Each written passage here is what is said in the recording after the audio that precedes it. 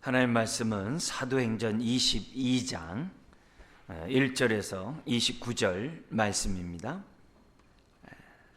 이 시간에는 11절까지 한 절씩 교도하겠습니다. 226페이지 22장 1절입니다. 부형들아, 내가 지금 여러분 앞에서 변명하는 말을 들으라. 그들이 그가 히브리 말로 말함을 듣고 더욱 조용한지라. 이어 이르되, 나는 유대인으로 길리기아 다소에서 났고 이 성에서 자라 가말리엘의 문화에서 우리 조상들의 율법에 엄한 교훈을 받고 오늘 너희 모든 사람처럼 하나님께 대하여 열심히 있는 자라. 내가 이 돌을 박해하여 사람을 죽이기까지 하고 남녀를 결박하여 옥에 넘겼노니 이에 대제사장과 모든 장로들이 내 증인이라. 또 내가 그들에게서 담에서 형제들에게 가는 공문을 받아 가지고 거기 있는 자들도 결박하여 예루살렘으로 끌어다가 형벌받게 하려고 가더니 가는 중 다메섹에 가까이 갔을 때 오정쯤 되어 호련히 하늘로부터 큰 빛이 나를 둘러 비치매 내가 땅에 엎드러져 들으니 소리 있어 이르되, 사울아 사울아, 내가 왜 나를 박해하느냐 하시거늘 내가 대답하되, 주님 누구시니까 하니 이르시되, 나는 내가 박해하는 나사렛 예수라 하시더라. 나와 함께 있는 사람들이 빛은 보면서도 나에게 말씀하시는 이의 소리는 듣지 못하더라. 내가 이르되, 주님 무엇을 하리까? 주께서 이르시되, 일어나 다메섹으로 들어가라. 내가 해야 할 모든 것을 거기서 누가 이르리라 하시거늘 같죠. 나는 그 빛의 광채로 말미암아 볼 수 없게 되었으므로 나와 함께 있는 사람들의 손에 끌려 다메섹에 들어갔노라. 아멘. 네, 설날 잘 지내고 계시죠? 또 분주한 가운데 또 이 시간 주님 앞에 나온 여러분에게 또 하나님의 크신 은혜 넘쳐나게 원하고, 여러분의 가정에도 또 하나님의 풍성한 은혜가 자자손손 넘치기를 다시 한번 주의 이름으로 축원합니다. 여러분의 가정에서 더욱더 주의 이름을 높이 부르고 정말 간절히 주님을 경외하는 그런 후손들이 나오기를 다시 한번 주의 이름으로 축원합니다. 쉽지 않은 그런 고백들이, 사실 주의 이름을 부르는 게, 가정에서 부르는 게 그게 얼마나 큰 복인지 몰라요. 그래서 여러분 가정이 다 주의 이름을 부를 수 있다면 그것보다 기쁜 일 없겠죠. 그래서 오래 참는 가운데 또 주의 사랑 잘 전하시기 바랍니다. 오늘 말씀의 제목은 신앙 간증 이렇게 하십시오. 어떻게 하는지 우리가 좀 말씀을 통해서 다시 한번 우리의 전하는 방법을 좀 생각하는 이 시간 갖기를 원합니다. 사도 바울은 예루살렘에 올라가면 결박과 환난이 있다는 것을 다 알면서도 올라갔습니다. 왜냐? 성령이 그를 강권하셨기 때문입니다. 감사하게도 기도한 대로 예루살렘에 있는 유대 그리스도인들이 바울의 그 일행, 그리고 바울의 일행이 이방인들이 구제했던 구제비를 다 받아줬어요. 그리고 한 형제로 받아서 함께 하나님을 찬양하는 이 놀라운 역사가 정말 나타났던 것을 보게 됩니다. 사실 바울에게 있어서 예루살렘에 올라가면 결박과 환난이 있다는 것을 알면서 올라간 이유는, 결박과 환난은 자기 일이에요. 자기 일보다 중요한 것은 하나님의 일이었어요. 그것은 유대인과 이방인이 예수 그리스도 안에서 하나가 되고 함께 하나님을 찬양하리라고 하는 그 예언의 말씀을 성취하는, 그것은 하나님의 일이었어요. 일신상의 안위보다도 먼저 그 나라와 그 의를 구하고자 했던 사도 바울이었기 때문에 예루살렘에 올라가면 결박과 환난이 있다는 것을 알고 있음에도 불구하고 바울은 올라갔던 것을 보게 됩니다. 그래서 우리들이 신앙생활하면서 일신상의 안위를 구하다 보면 주의 뜻을 이루지 못할 때가 많이 있어요. 그래서 바울의 모습을 보면서 먼저 그의 나라와 그 의를 구하는 것이 어떤 삶인지를 저와 여러분들은 기억해야만 합니다. 우리 바울은 사실 결박과 환난이 당하면서도 하나님의 뜻을 이루고자 했지만 그래도 바울 속에서는 또 하나의 올라가게 된 동기가 있었죠. 그건 뭐냐면 사명이에요. 사명, 자신이 받은 사명, 하나님의 뜻을 이루는 것과 함께 자신이 받을 사명이 아직 자기에게 남아있다라고 믿었기 때문에 바울은 올라갔죠. 20여 년 전에 다메섹 도상에서 가는 도중에 부활의 주를 만나죠. 다메섹에 들어가지고 아나니아를 통해 하나님의 음성을 듣게 됩니다. 사도행전 9장에 있는 말씀인데요, 거기 보면 이렇게 돼 있어요.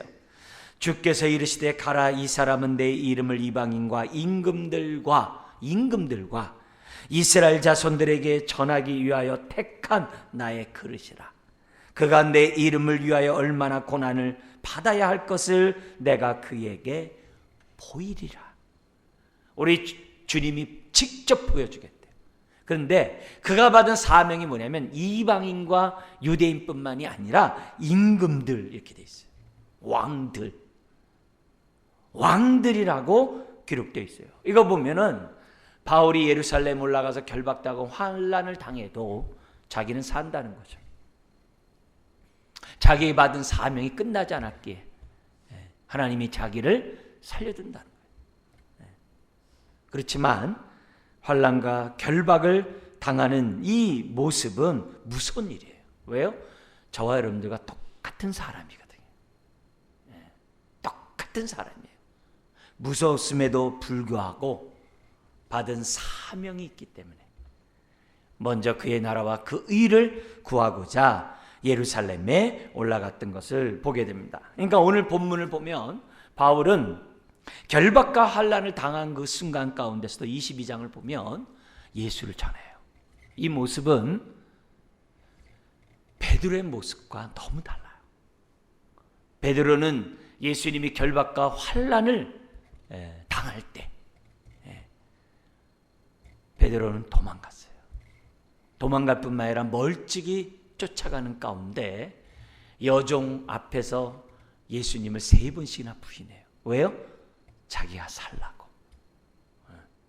근데 바울은 결박과 정말 죽기 직전에 매를 맞은 그런 상태였음에도 불구하고 그런 상황에서도 예수님을 전하는 바울의 모습을 오늘 보게 됩니다. 왜 그럴까요?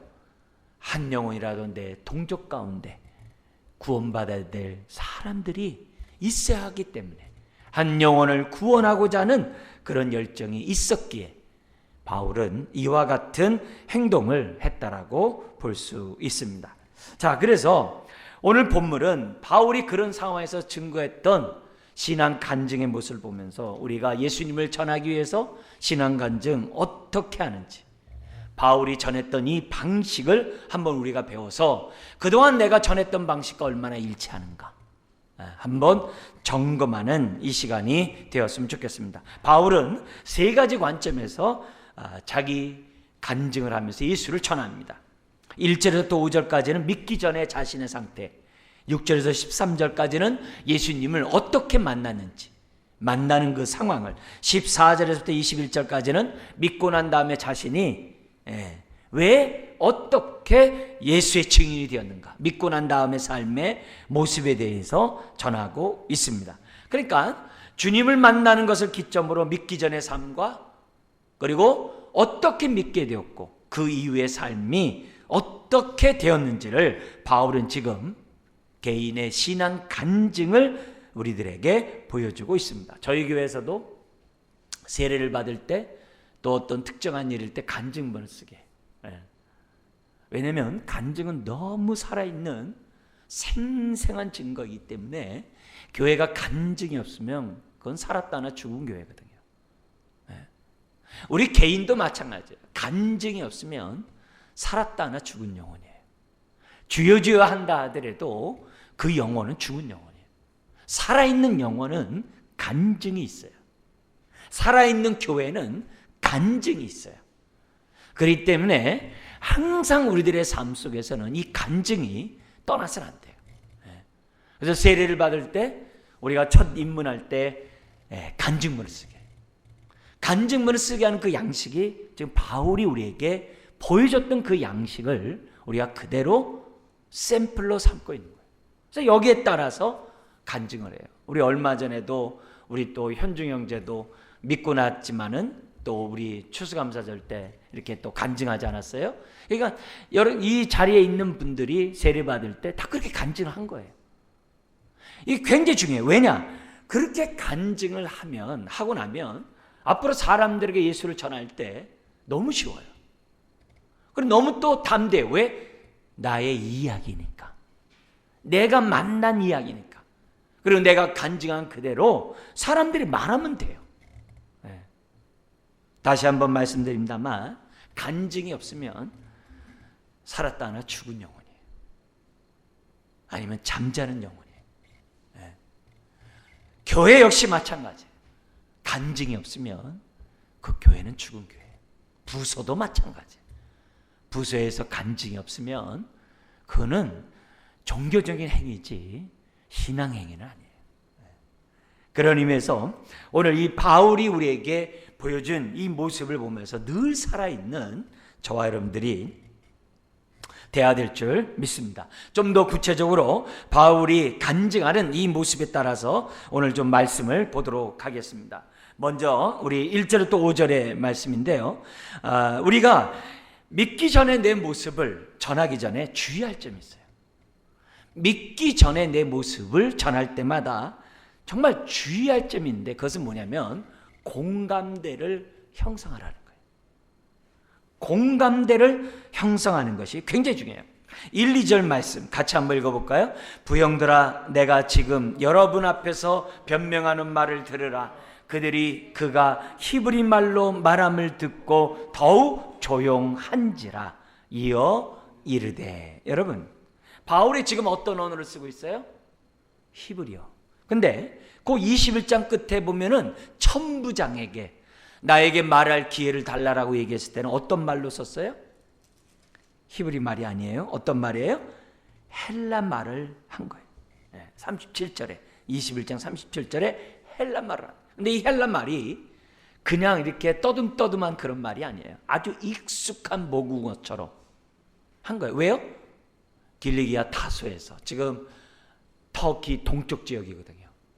시리아하고 이렇게 가까운 그런 지역에 뭐냐면 태어났기 때문에 거기서 자랐기 때문에 헬라 말이 아주 유창해요. 그러니까 천부장이 깜짝 놀란 거죠. 히브리인 줄 알았는데 유대인인 줄 알았는데 헬라 말을 그렇게 유창하게 쓰니까 왜냐면 억양이 있잖아요. 그걸 쓰니까 천부장이 말할 기회를 준 거거든요. 자기는 뭐라고 그랬어요? 그때요? 나는 길리기아 다소 시민이라 했어요. 종이 아니라 자유인이라 했어요. 그 당시 55%에서 60%가 종이잖아요. 로마 지역에. 자유인이라는 이 자체만 해도 큰 특권이에요. 아직 시민권 얘기하지 않았어요. 시민권은 우리가 읽지 않았습니다만 22절부터 29절에 바울을 신문할 때 천부장에게 얘기한 거죠. 내가 로마 시민권인데 이렇게 함부로 채찍질하고 때릴 수 있느냐? 그러니까 백부장이 놀래가지고 천부장한테 간 거예요. 달려온 거죠. 네가 로마 시민이냐? 그렇다. 나는 돈을 28절에 돈을 많이 주고 시민권을 샀는데 나는 나면서부터다. 그래서 이 천부장이 바울의 모든 안전을 다 지켜주고 배려를 하게 돼요. 그 당시 로마 시민권을 갖고 있는 사람을 정말 이렇게 했다. 다 죽는 일이에요. 그만큼 막강한 권한을 갖고 있었던 그런 지위 계급이 자유인에서 뭐냐면 로마 시민권이거든요. 어쨌든 여기서 바울은 히브리 말을 하는 거예요. 근데 이 히브리 말이 왜 중요하냐면 2절에 보니까는 히브리 말을 유창하게 하니까 그 당시 자기를 죽이려 했던 사람들이 조용하되 어떻게 됐다고 그래요? 더욱 종했다. 이게 중요한 거예요. 만약에 어설픈 헬라 말로, 히브리 말로 했다고 해보세요. 조용했겠어요? 아니죠. 너무나도 유창하게 모국어처럼 하고 있으니까 더욱 조용했다라고 말하고 있어요. 여러분, 이처럼 우리가 복음을 전하려면 공감대를 형성해야 돼요. 왜냐?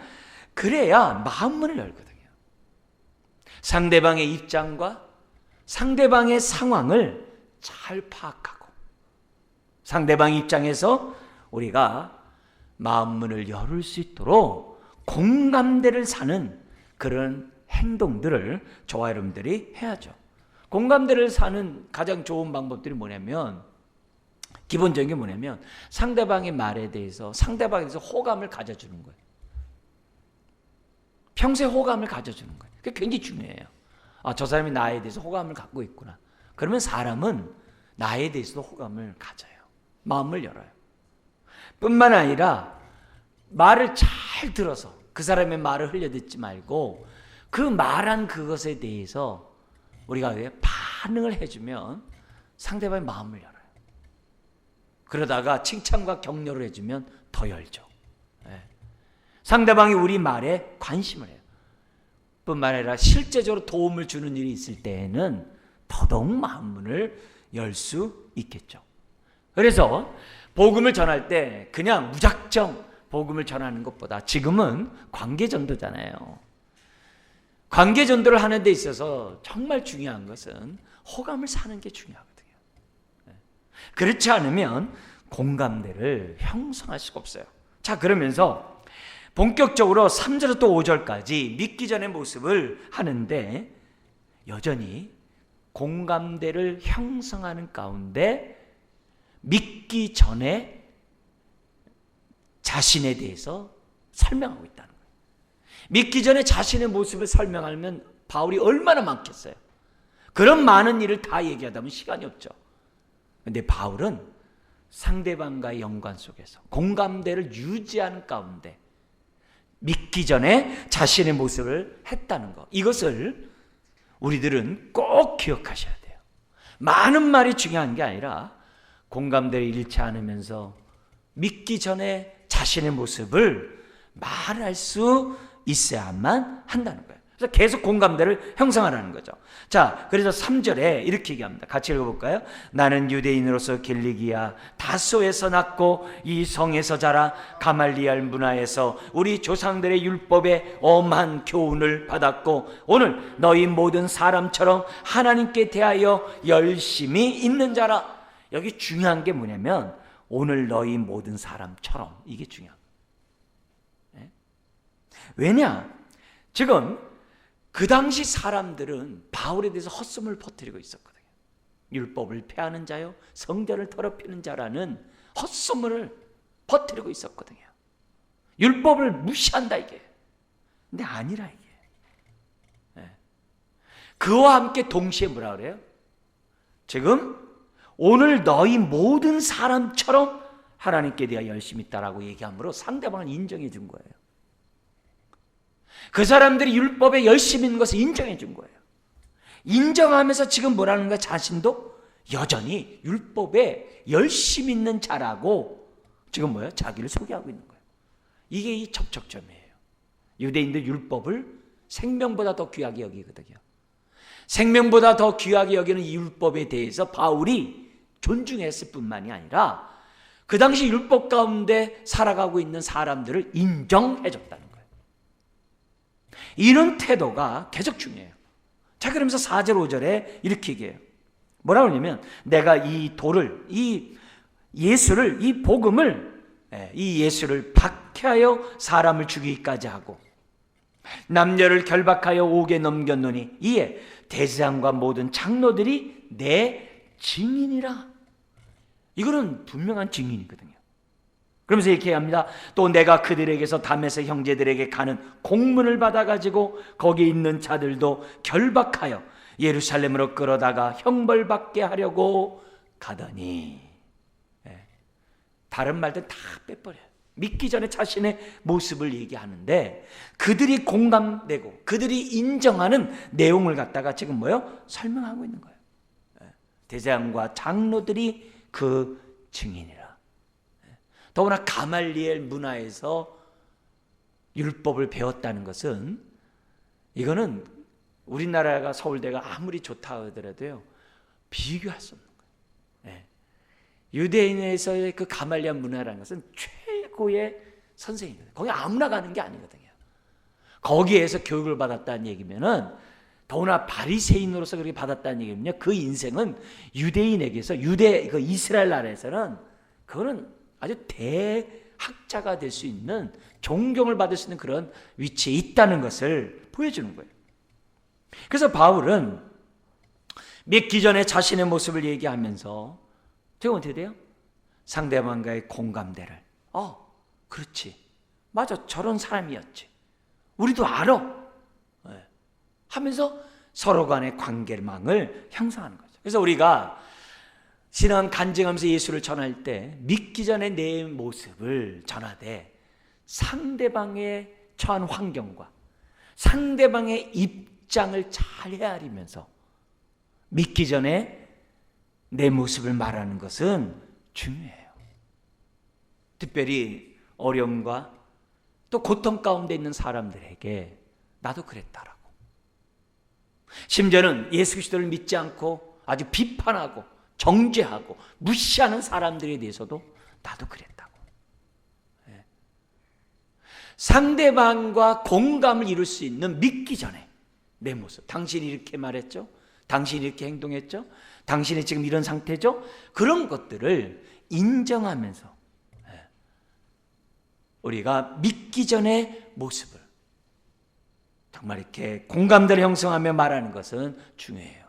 어떤 사람들에게는 종교는 약한 사람이나 갖는 자라고 나는 생각했는데 나도 그랬다고. 당신이 지금 불안해하고 있습니다만 나도 예수 믿기 전에 그랬다고.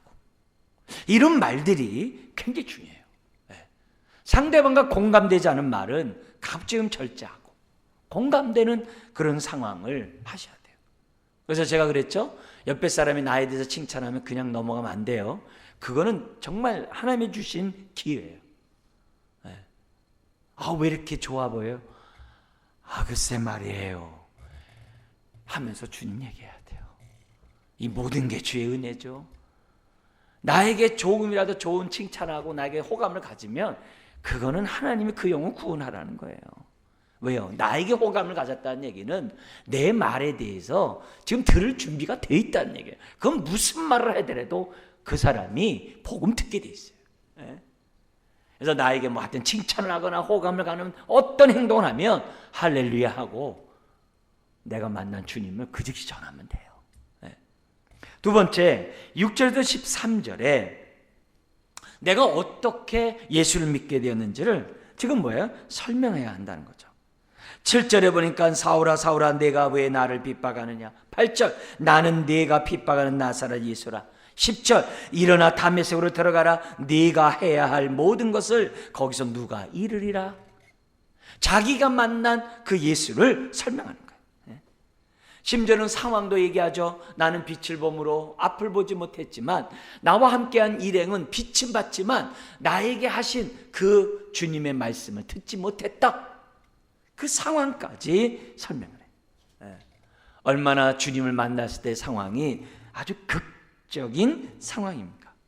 어떤 분들이 이렇게 해요. 나도 이렇게 극적이면 복음 잘 전할 거라고. 여러분, 그건 오해입니다. 우리 가운데는 바울보다 더 극적 가운데 예수 믿는 사람도 있어요. 그런 극적인 체험을 하느냐 안 하느냐, 이거는 그냥 플러스예요. 플러스 알파예요. 있으면 좋고 없어도 상관없어요. 간증에서 제일 중요한 것은 다른 게 아니에요. 내가 예수를 만났다는 게 가장 중요한 거예요. 내가 만난 예수님이 구세주고 내가 만난 예수님이 바로 나의 주님이라는 그 고백이 간증에서는 가장 중요한 거예요. 극적인 체험이 없어도 내가 만나고 예수님에 대해서 내가 고백한 그 고백은 내가 간증에 있어서 가장 훌륭하고 그 자체로 충만하다는 사실을 잊어서는 안 돼요. 근데 중요한 거는 바울이 자신이 만난 이 예수님을 어떻게 되면은 그냥 머리로 얘기하지 않고 자기의 체험 가운데 예수를 전하는데 예수님을 자연스럽게 주님이라고 해요. 지금 계속 설명하는 가운데 8절에서도 주님 누구시니까 이렇게 얘기합니다만 18절 19절에서는 아주 본격적으로 이렇게 얘기를 해요. 내가 기도할 때 황홀한 중에 보매 주께서 말씀하시되 이렇게 얘기를 해요.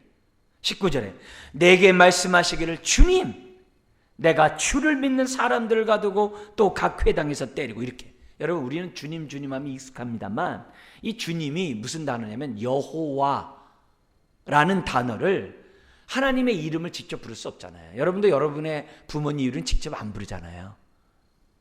간접적으로 부르잖아요.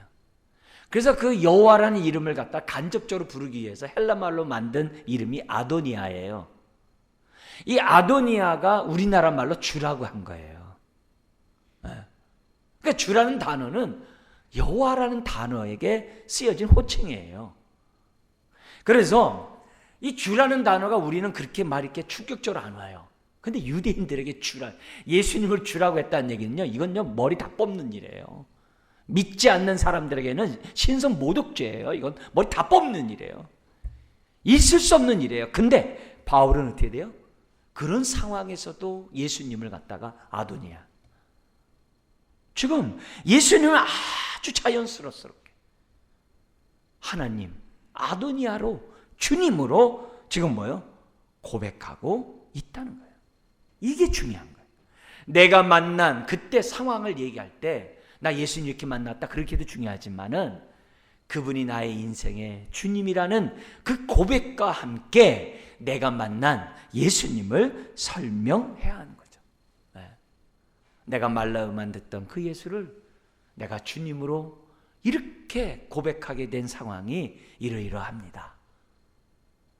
그분이 나와 상관없었는데 내 인생의 주님으로 모시게 된 그 배경은 이렇습니다. 저는 이렇게 해가지고 믿고 예수를 주라고 고백하게 됐습니다. 이런 얘기를 자연스럽게 하는 거예요.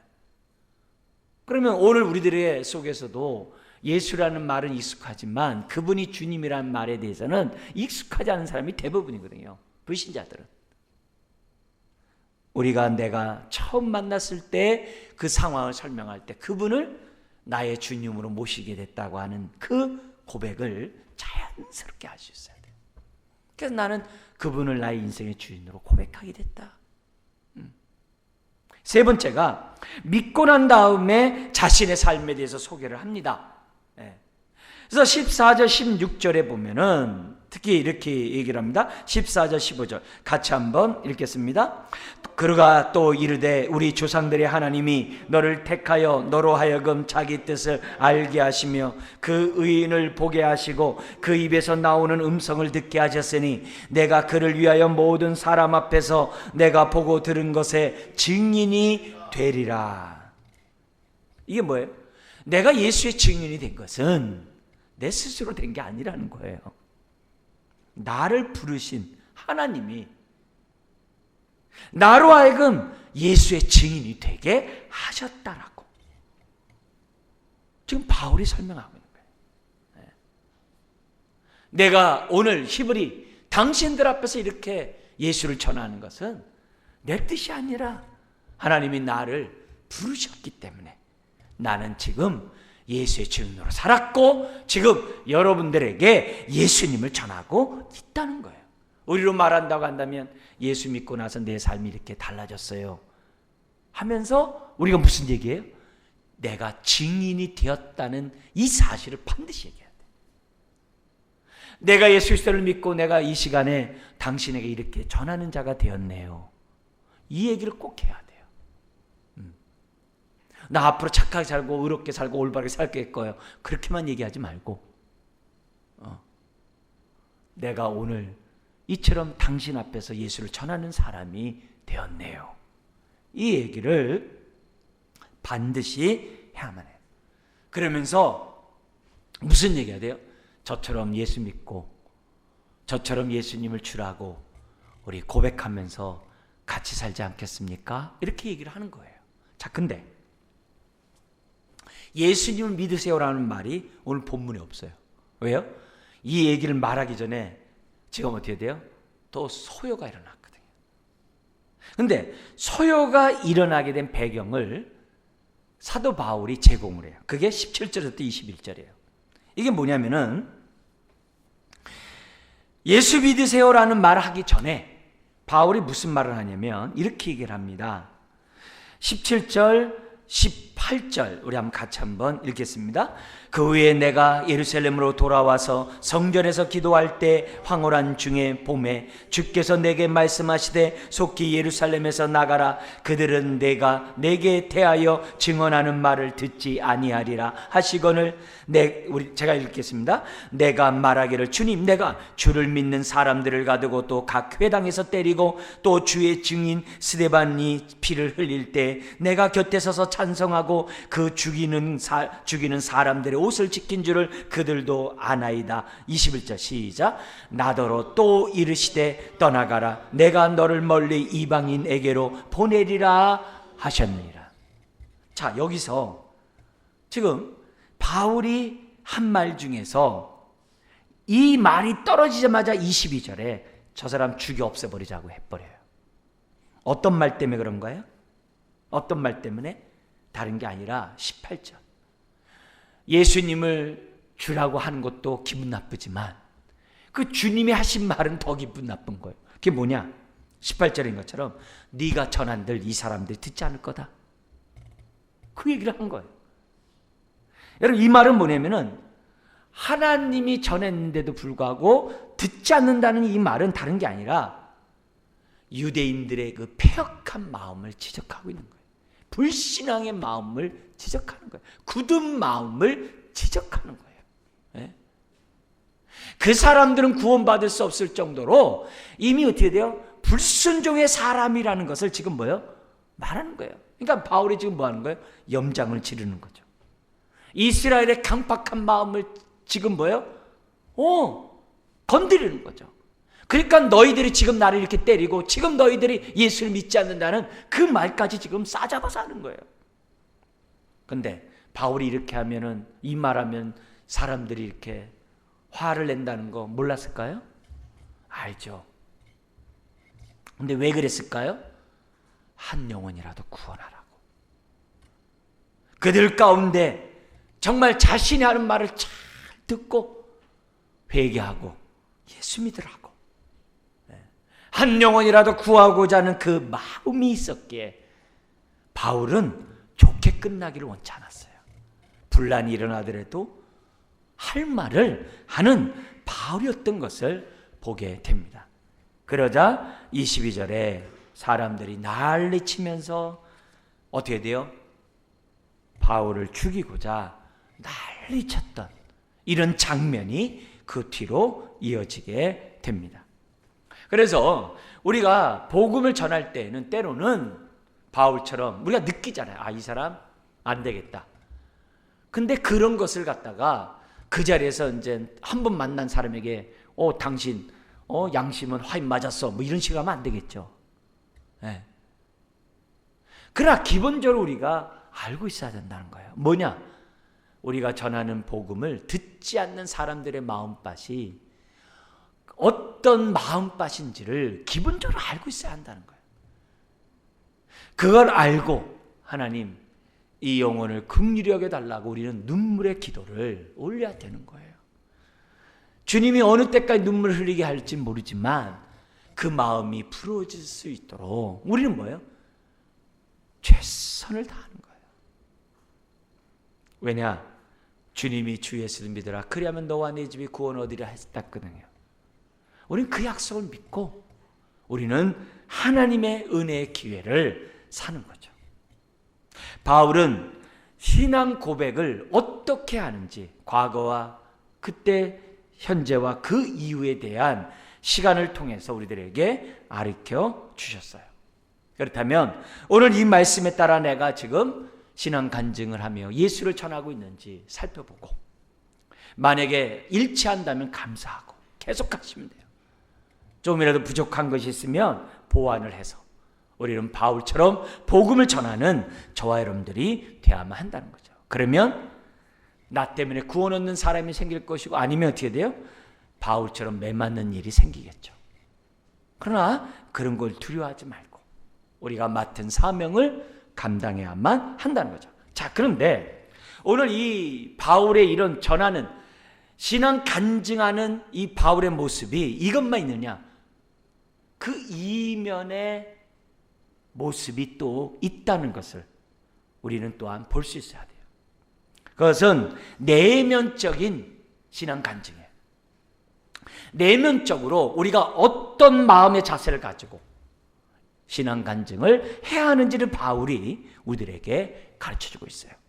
이것이 동시에 가야 돼요.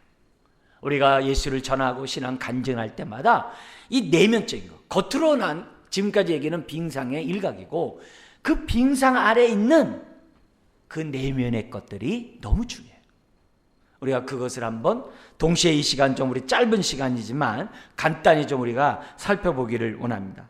우리가 바울이 이렇게 매만지면서까지 복음을 전했던 것이 뭐냐? 기본적으로 첫 번째는 주의 사랑을 전하고 싶어하는 열정이 있었다는 거예요. 바울은 로마서 9장에서 11장에서 얘기한 것처럼 자기 동족이 예수를 믿는다고 한다면 나 죽어도 상관없다고 그랬어요. 바울은 어떻게 하든지 간에 자기 동족이 예수를 믿기를 원했어요.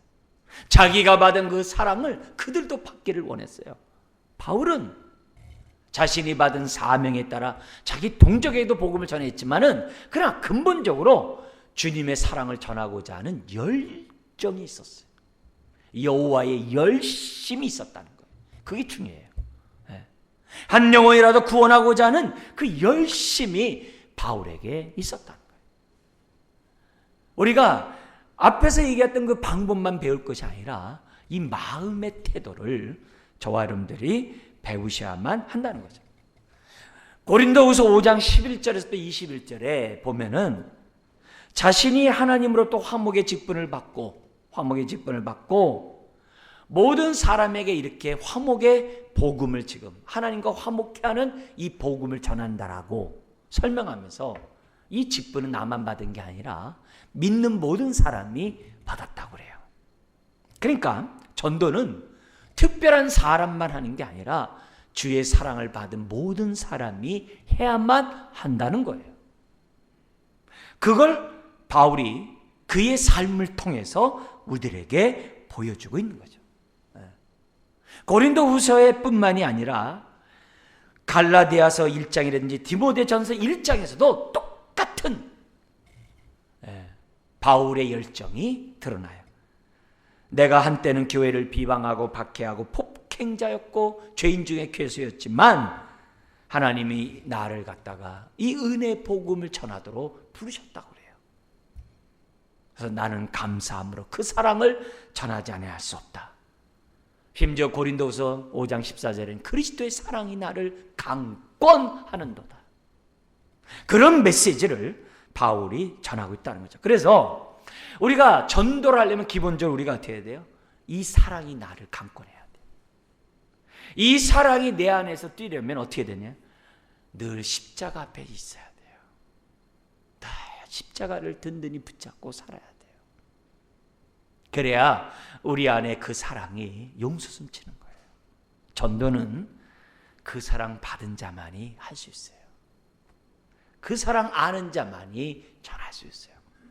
그래서 우리가 신앙 간증을 제대로 하려면 우리의 마음이 이 뜨거움이 있어야 돼요.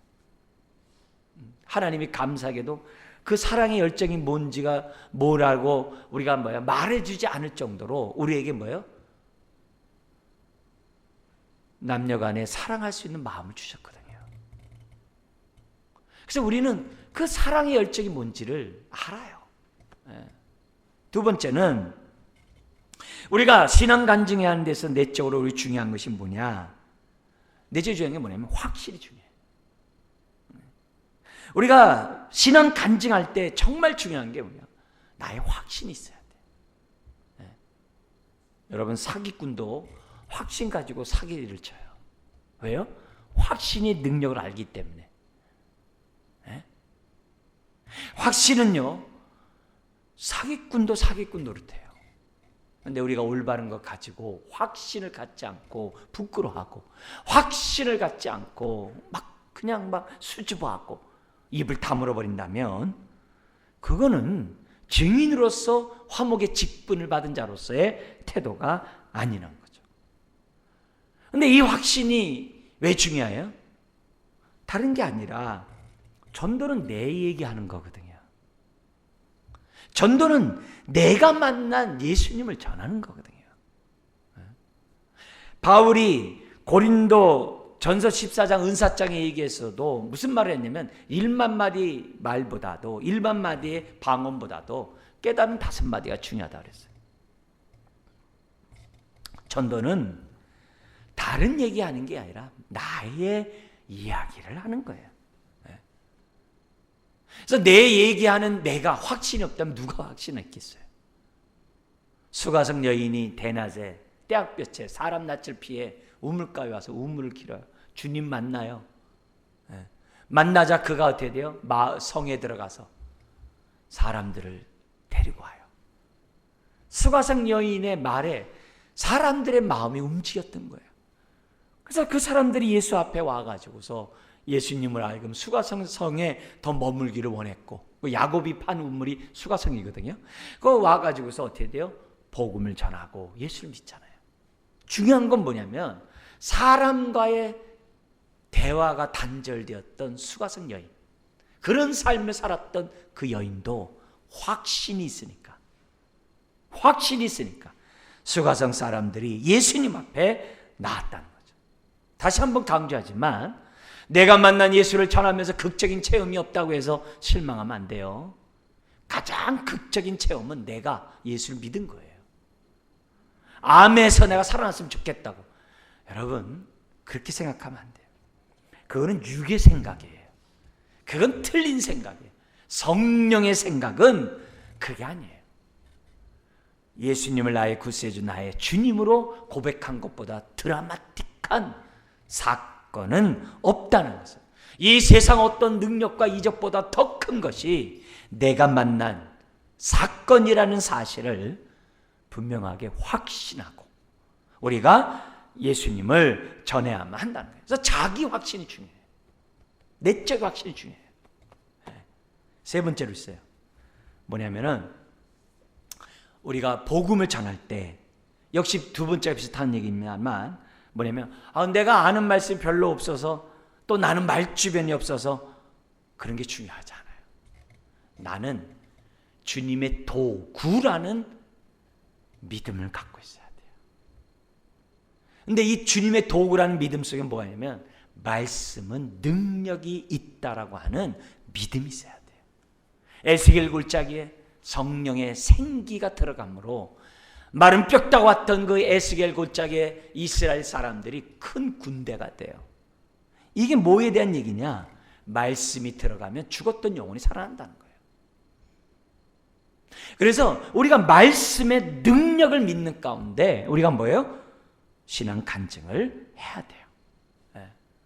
하나님의 말씀은 살아있고 활력이 있다 했잖아요. 원래 그 말은 살아있는 말씀은 활력이 있다 이 말이에요.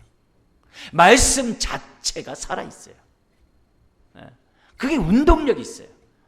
그게 영혼에게 들어가면 살아나는 거예요. 심폐소생술 있잖아요. 그런 것처럼 말씀이 들어가면 그 영혼이 살아난다고 하는 믿음이 있어야 돼요. 이걸 가지고 우리가 뭐예요? 복음을 전하는 거예요. 내가 너에게 이른 말이 영이요 생명이라 그랬어요. 이 말씀에 대한 믿음을 가지고 저와 여러분들이 복음을 전해야 돼요. 여러분, 사람을 구하는 건 나에게 있지 않아요. 고린도 교회가 바울과 아볼로 파로 인해서 막 다투고 있을 때 바울이 한 말이 있어요. 나는 심었고 아볼로는 물 주는 자에 불과하다. 그러나 오직 자라나게 하시는 분은 누구라고요? 하나님이시라 했어요. 우리는 말씀의 능력을 믿고 우리가 뭐예요? 전하면 되는 거예요. 나머지는 하나님이 하시는 거예요. 하나님이 하시는 거예요. 여러분, 오늘 우리가 지금 하나님의 은혜 가운데 2020년을 살아가고 있습니다. 하나님의 자녀가 된 사람들은 다 증인으로 부름받은 사람이에요. 바울은 불신자 때문에 자기가 구원받았다고 해서 불신자들에 대해서 자기가 빚진 자라 했어요. 빚지고 못 사는 게 사람 아니겠어요? 마찬가지예요. 우리가 지금 우리 집안의 불신자 때문에 불신자에게 빚을 지고 있어요. 내 이유 때문에 내가 지금 빚을 지고 있어요. 왜요? 믿지 않는 그들 때문에 내가 먼저 구원받았기 때문에. 오늘 우리가 받은 그 사랑을 되갚아 줌으로 정말 하나님의 구원의 역사를 체험하는 저와 여러분 되시길, 또 여러분의 가정이 되시길 주의 이름으로 축원합니다. 기도하겠습니다. 하나님 아버지, 먼저 우리 가족과 이웃부터 복음의 빚을 갚아나가는 우리가 되게 하여 주옵소서. 주여, 어느 때 우리 집안에서 주의 이름이 주 앞에 올려집니까? 아버지 하나님, 은혜를 더하여 주옵소서. 또한 우리 집에서 부르짖는 주의 이름이 자자손손 불러지게 하여 주옵소서. 아버지 하나님, 구정입니다. 모든 가정 위에 주의 이름이 넘쳐나게 하여 주옵소서. 예수님의 이름으로 기도드리옵나이다. 아멘.